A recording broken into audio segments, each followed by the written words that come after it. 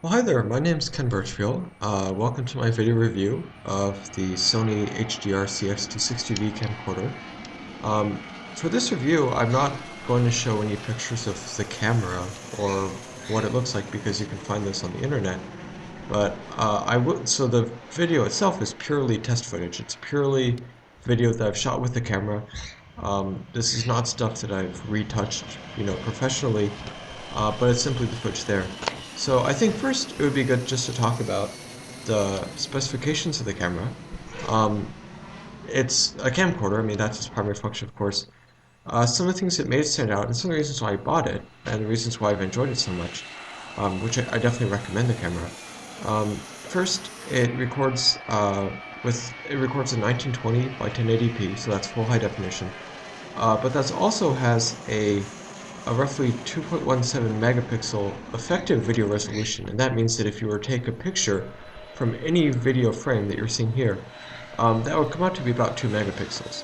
For me, that's a big jump. When I was much younger, I had a standard definition camera that had, zero point 0.8 megapixels, and then I moved up to, before then it was 0.3, and so um, I would argue that the 2 megapixel footage looks great. Obviously, it's yours to judge. It's right here before you, but I think having that resolution, it's not going to give you necessarily professional quality, but I think overall the video came out great. But it's a lot more than that. You also have 30 times optical zoom, which actually is really huge. I mean, when you think about it, if you have a camera that has 10 times optical zoom, that means it's going to magnify an area 100 times, because 10 times 10. But with this camera, and you'll see some of these 30 times zoom shots, because I enjoy taking them, you know, what you're magnifying, whether it's the capital or an airplane, you're magnifying that really, I would say 900 times in area, because that's 30 times 30. It also has optical stabilization. That means that when I'm taking a video, maybe a long zoom video, or just, I'm walking or whatever, it's not simply going to stabilize it by taking a larger video than you actually have and then cutting it down, but it's all optical. So that means that you get a more stable image, but not at the expense of losing video resolution. Although I think if you have what's called the active steady shot, it might knock the resolution a little bit. I set mine to standard, and I don't think that makes a problem. Another big thing, another really big thing to mention is that we're recording here at 60 frames per second, which when I view it on the computer, that gives it an extremely smooth image.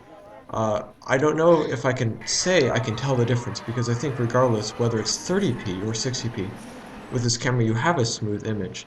But I would say that, it looks great in 60p. I'm afraid that, my understanding is that YouTube will only accept uploads right now in 30p. So what you're seeing here is probably 30 frames per second, and it could be that the video is rendered worse in other ways. Just when they upload it to YouTube, maybe they cut it down a little. But the 60p looks great. I think it also looks good in 30p. When I compare these videos to, what I had with my digital camera, the camera took great pictures, but the videos just weren't coming out well. And I think that what you have here with this dedicated camcorder is you do have just a higher bar of quality that I'm still not finding with, my digital camera is just a point and shoot. It wasn't a DSLR or anything, but regardless, I think with the dedicated camcorder like this, you really tell the difference in video quality. Finally, it has a 16 gigabyte internal hard drive. That means that you don't have to worry about SD cards or getting all of those set up. 16 gigabytes is a lot. It'll record for an hour of footage when you put on the highest setting, which I always do, because if you pay for the camcorder, why not use the highest video setting? It does have ports for SD cards, so if you want to record for longer than an hour in one sitting, then you can put in a card, and I think that'll work too. But so far the flash memory has been fine for me. Um, Now, a few things about the camera itself, just what I found using it. It's easy to operate. This isn't something that you need a computer science degree to figure out.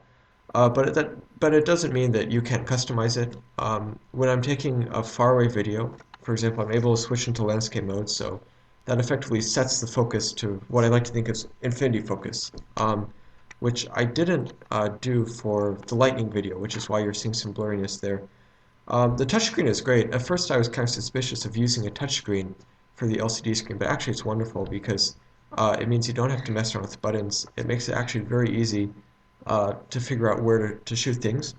It's The power, of course, it has the power zoom. Maybe I don't even need to say that, but it means that, you just have a zoom bar that, you move it to one side and it zooms automatically. No need to twist a lens or anything.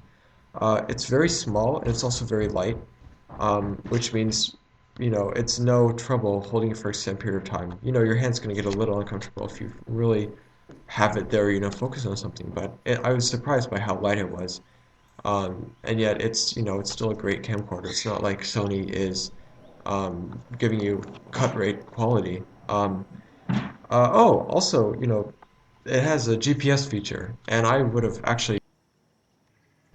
The camera also has a GPS feature, which is kind of fun to use. It'll let you see your location in terms of GPS coordinates, and also on a little map that curiously doesn't have street names.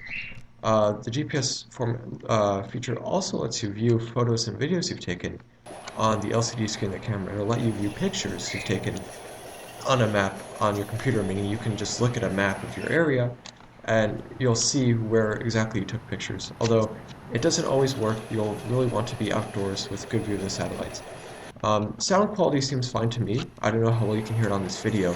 I might have muted sound so you could hear my voice better, but I see no problems with its stereo sound, which is fine for me. Finally, I think it's important to talk about some difficulties I've had with the files themselves. The camera records in MTS files, and you might run into difficulties editing these, saving them, playing them back without hassles. The solution I found so far is I use VideoPad, which works fine for me. It doesn't play the first 1.1 seconds of the video all that well, so I just record an extra second before actually shooting, and then just delete that for a second. It sounds funny, but it actually works in the end. The trouble is really that you just don't have that many video editors that can save, really good quality 1920 by 1080, 60 frames per second video. Often they won't let you do it that well, or maybe there'll be other issues. But that's not a reason not to buy the camera. It just means that you might have to play around for a little while to find a way to save the videos and edit them without running into trouble. I would say though that if you save them in an uncompressed AVI or MP4 format, which I have been doing, the files turn out huge. But what I found is you can actually compress them at least to a certain extent where the file size becomes much smaller, like an eighth of its size. But I can't really see a difference in video quality. That's about it. I think this is a great camera. I'm really happy that I bought it, despite some issues with editing it and the file size. Otherwise I think it's been great. It's definitely a buy in my view. You can probably find it for about $450 or lower. I got mine at $472 for sales tax. I think it's a great value, and I hope you consider buying it. Thanks so much. Have a good day. Hope you enjoyed the video.